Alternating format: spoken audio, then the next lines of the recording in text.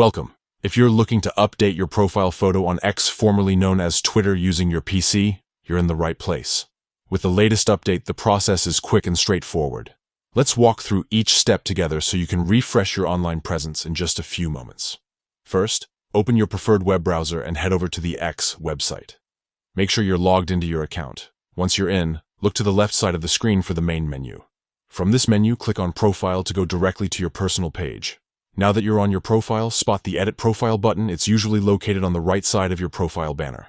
Click on it, and your profile will enter edit mode, allowing you to make changes to your information and images. At this point, you'll see your current profile photo with a small camera or photo icon on it. Click on this icon to start changing your photo. A prompt will appear, giving you the option to upload a new image from your computer. Browse your files and select the photo you'd like to use. For the best results, choose an image that's square and at least 400 by 400 pixels in size. This ensures your new profile picture looks sharp and professional across the platform. Once you've picked your image, you may have the option to adjust or crop it to fit the frame.